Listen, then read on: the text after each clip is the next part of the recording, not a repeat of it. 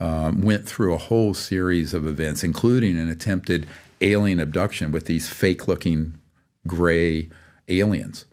And he actually knocked one down. We have a great artist rendering of how it split open what looked like the skin, and they were all fiber optics and integrated circuits and stuff.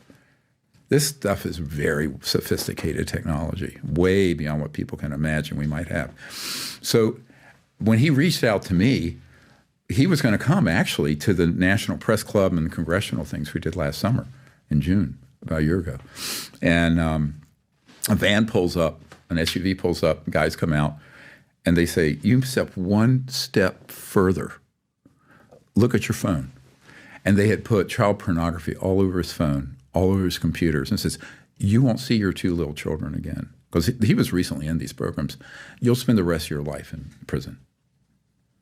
And he called me up. Now, if some nonsense like that happens to one of my guys now, it'll be monitored. If they come forward, I hand them off to this special access projects team that have this monitoring capability. They will open a criminal file and arrest and open a criminal prosecution of whoever threatens these witnesses. That's what we're setting up, because I'm fed up. I mean, I've been carrying this ball and chain for a long time. So that's the kind of stuff that happens routinely. I deal with this every week, every month. We have a new whistleblower comes forward. And these sort of dirty tricks and nasty nonsense, I'm a civilian. I mean, all this stuff you hear me I'm talking about doing, I've done pro bono without charge in the interest of the public. But, there's a critical mass that's happened, I call it, of very capable military and intelligence and civilian folks who know that it's time for this to come out. And now they have finally put together a way to protect these wonderful, and I have to say, the names you see on that list are incredibly courageous people who've come forward.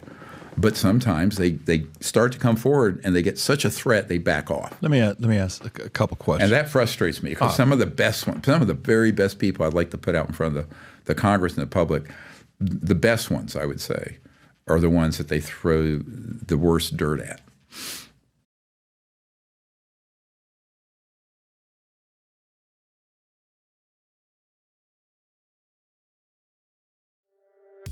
Unleash your creativity with Creative Fabrica, your go-to place for all of your print-on-demand needs. Not sure where to begin? Creative Fabrica boasts an extensive library of millions of fonts, designs, and digital design resources. So whether you're looking for themed fonts, unique t-shirt designs, mock-ups, banners, or transparent PNGs for your store, Creative Fabrica has you covered. Our products are optimized for POD use with our commercial license, so you're free to create as many physical and digital products as your heart desires to sell worldwide. Creative Fabrica also offers a wealth of resources to enhance your skills and connect with others. But wait, there's more. Discover Studio, Creative Fabrica's own design tool. Create your way with thousands of templates, images, backgrounds, and fonts. You can upload your own assets, convert images to vectors, and more. Creative Fabrica is not just a marketplace, but a hub of inspiration and learning for print enthusiasts. It's all available under one easy, all-access subscription. Ready to unleash your creativity? Head over to creativefabrica.com to start your free trial today.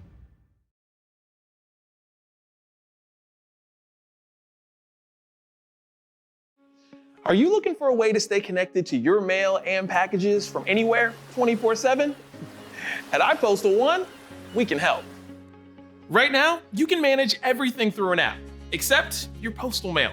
So when you go out of town on business, vacation, or whatever it is you do, it's impossible to receive and manage your mail in a timely manner. Well, with iPostal One, you get a digital mailbox service that allows you to view and manage your mail with an app or online the day it is received at your iPostal One mail center. Choose a real street physical mailing address from thousands of locations in the US or other countries, where your mail and packages are securely received. Easily forward, scan mail content, or discard mail on demand. You can even pick it up whenever it's convenient. Get a digital mailbox with iPostal One starting at only $9.99 a month and stay connected to your mail no matter where you are. Upgrade your mail experience today at ipostal1.com.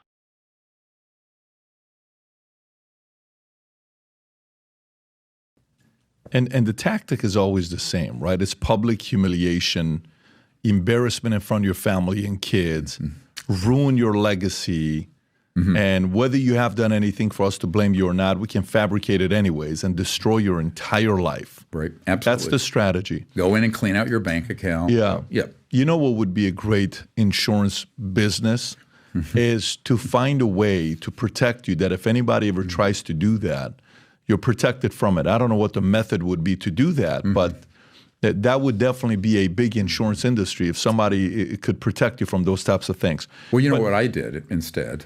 I did what it's called my dead man trigger. And I have files that no one's ever seen. If something happens to me, and I put this in place in the late 90s after I was almost killed. And I said, yeah, if I just flat out get killed, the stuff that will hit blockchain and internet and sites that will curl your toes. I mean, the archive is mind-blowing, but the stuff I've redacted and these private files would be even more explosive. And I did it because, the first 3 people who were killed were back in that era. One of them was a former CIA director helping us. I don't know if you remember back in the Ford and Nixon and Ford era, there was a CIA director named Bill Colby. And Bill Colby was read in or briefed on this, was very much involved. And he was maybe pushing 80 and very fed up. And bless you. Thanks. And he was like, he was over it. So we knew what he was going to do. He was going to hand off to us one of these 0-point quantum energy generation devices, free energy, and initially about $50 million in seed money just to get that going and hand it off. But he wanted to do it clandestinely, which I thought was very dangerous. He should have done it on CNN or news or the whole press conference. But he wanted to do it that way. So there was a colonel who was on my team who was his best friend. And the week he was going to meet with a member of my board, Bill Colby, the former CIA director, was found floating south of D.C. in the river, made to look like a canoeing accident. Even his wife went on CNN and said he would not have been out there canoeing in a rain-swollen river at dusk. And he was killed. And the news colonel said, oh, absolutely. Yep. So that was a shot across the bow. That was in 1995 during the Clinton era. And what people don't, a lot of people don't think that kind of thing happens. And of course, the media said it was an accident. His son, unfortunately, thinks he committed suicide, which he didn't. And that's a terrible thing. They think your father committed suicide. He did not commit suicide. What's the story of what happened with Nikola Tesla when he got out in a cab and, that whole story? Yeah, well, he knew too much too. When Albert Einstein was asked by a reporter, what's it like being a genius? You know what he said? I wouldn't know, ask Nikola Tesla. Nikola Tesla was probably the great genius of the 20th century. And he died a poor man, a bitter man. Most of his huge breakthroughs never saw the light of day. He had one of these sort of electromagnetic generators that was free energy. J.P. Morgan famously told him, if we can't put a meter on it and charge, like the utilities, it's not coming out. I mean, we're talking 20s here, 100 years ago. So, it didn't help that he was a genius and had these breakthroughs. And that's why it's like 24 trunks of secret papers. And the day he died, we can prove this, in this archive is a Department of Defense memo to the FBI demanding that the FBI turn those over. And I don't know if they ever did. I mean, that happened in 43. The document, it's not contested, it's authenticated document, was from the 1980s. So eventually someone at the Pentagon realized what the FBI was sitting on in a compartmented black project, and they wanted it. So, untangling the history of this, of course, we'd be here for a week. But It's all in the archive. I mean, it's laborious to go through. It'd probably take people 2 years just to partially read it and see it. But, I just want to say one thing that's missing out of the archive is that I've done, I think it's about 20 intelligence briefings that are being rewritten with links that aren't in the archive yet. That'll be the first category. Right now they're 13, so it'll be 14 with this one. And it will relate to each of the categories: crash retrievals, military whistleblowers, technology, the black budget of the United States. We'll put the link below to go. So go back to Nicola, though. So what happened that day? New Yorker, he's getting out the hotel. I'm trying to see how I read the story. Cab hits him, and you're thinking maybe there was an inside job that, broke his ribs or... Mm-hmm. Yeah. Who knows? I mean... One of the things that Gordon Crichton said, he was a MI6 guy in England. His testimony is in he's a British intelligence guy. It's in our archive. He says, if you become too troublesome,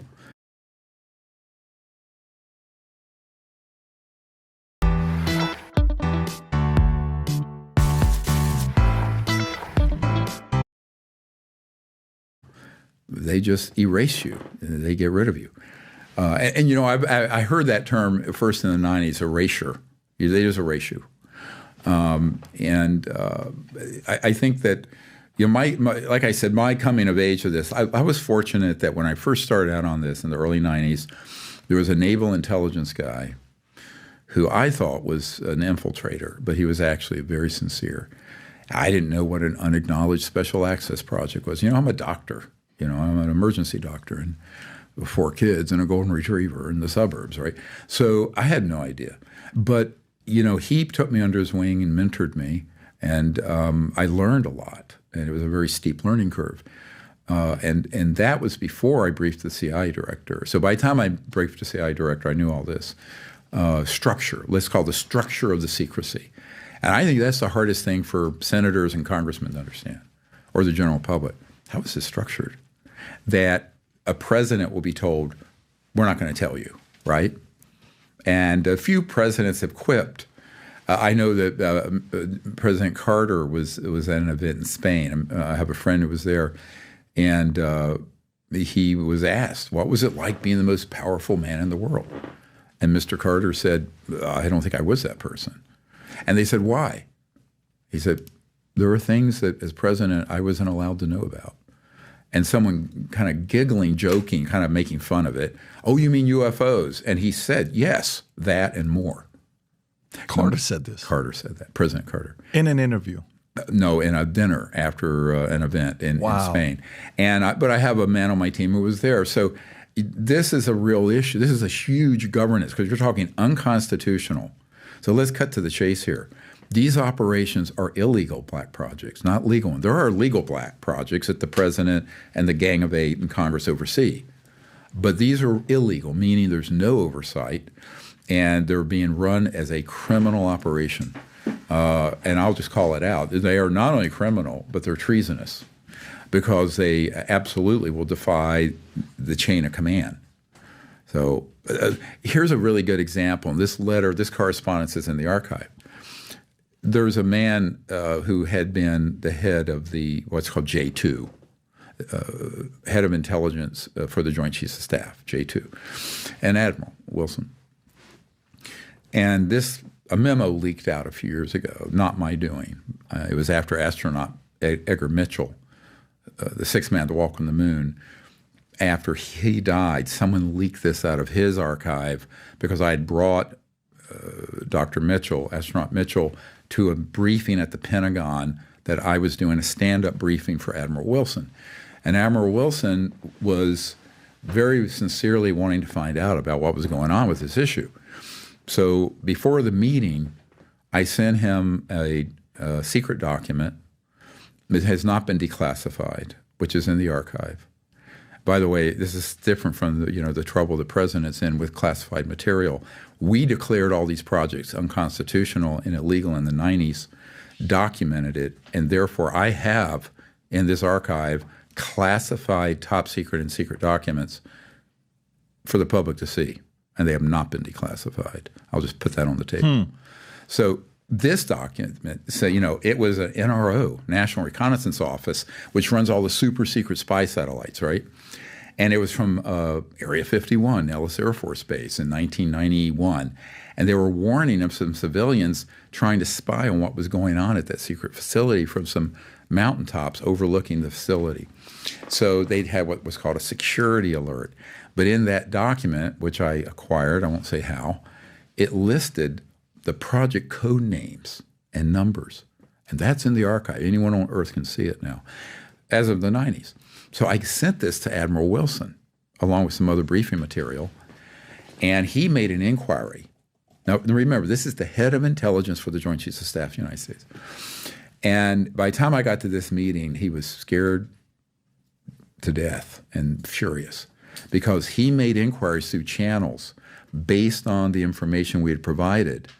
And he discovered the offices and the compartmented operations dealing with the UFO matter. And he was flat out told, you don't have a need to know. And he said, I'm the head of intelligence for the Joint Chiefs of Staff. How do I not have a need to know, for God's sake? They said, we will not discuss this with you. When he pushed on it further, they threatened him. And they also threatened with taking a star off his lapel, a demotion to retire him, where he would lose a big pay cut in retirement. So that is a fact. Now, the same thing happened to the head of the Defense Intelligence Agency. Google it. The Defense Intelligence Agency is like the CIA, but for the military intelligence. The director, General Patrick Hughes, I spent hours briefing at the Pentagon. He had a similar thing happen. And he made inquiries through channels and was flat out told nothing. Now, there have been people who have been read in those positions, others haven't. Why do some CIA directors or J2 or whoever know and others don't? Well, we talked about a moment ago. They're tapped early, they come up through the system, and they're carrying water for this criminal operation. Well, I had Woolsey on the podcast a few years ago. He denies this. When I spoke to him, I said, so, what was your experience like as the director of CIA? He says, you realize I never met Bill Clinton.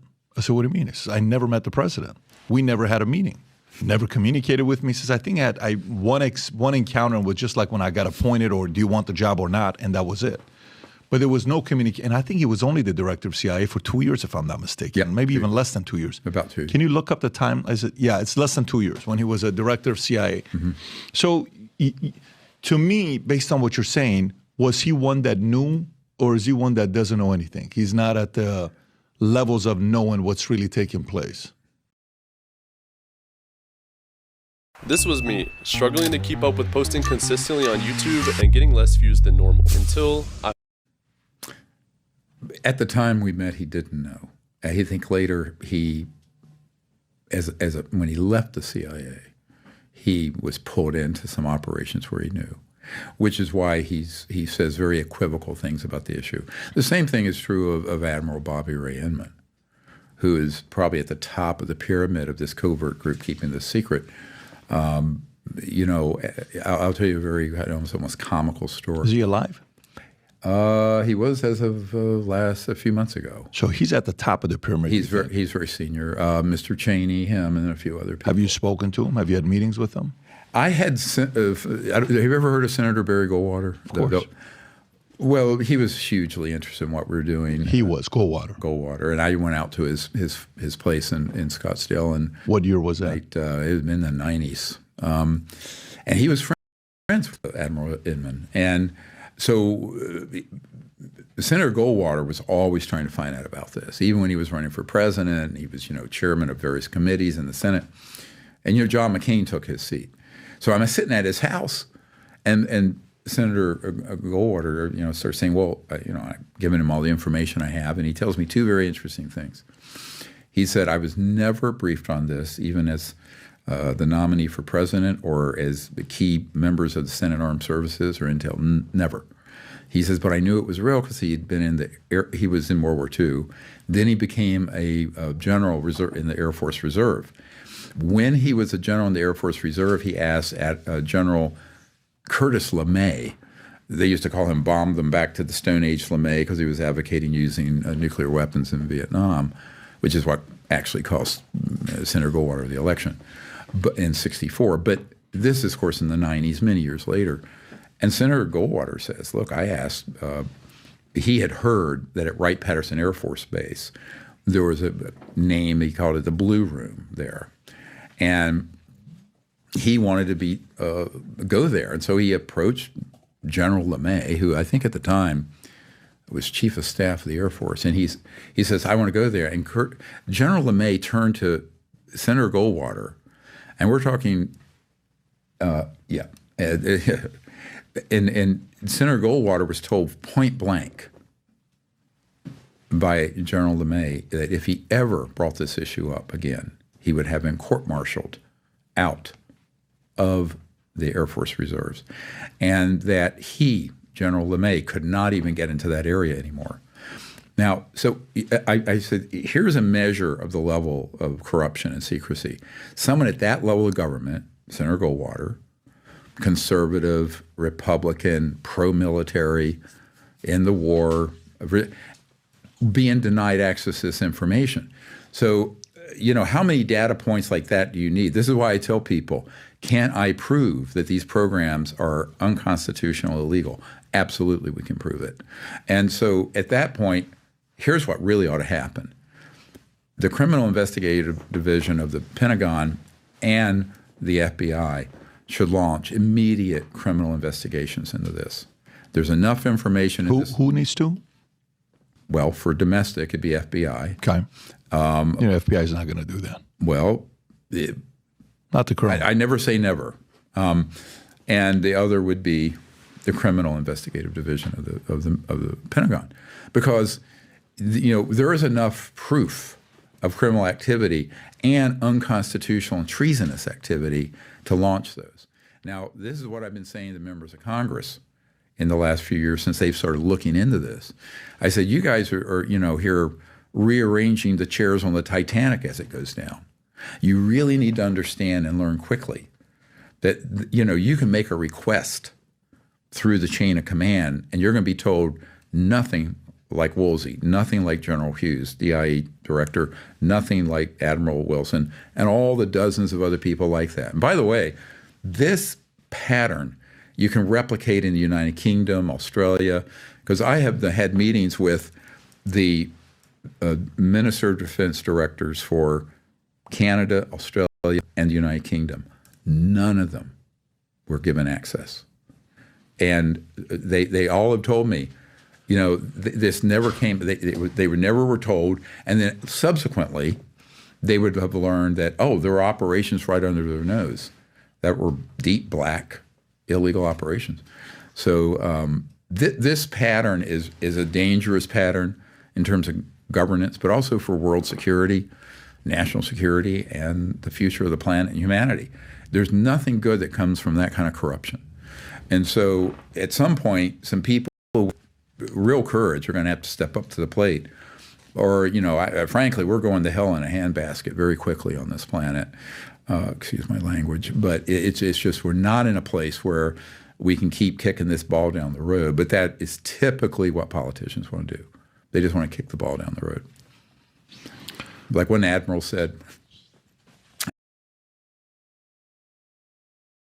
Mom, let me go.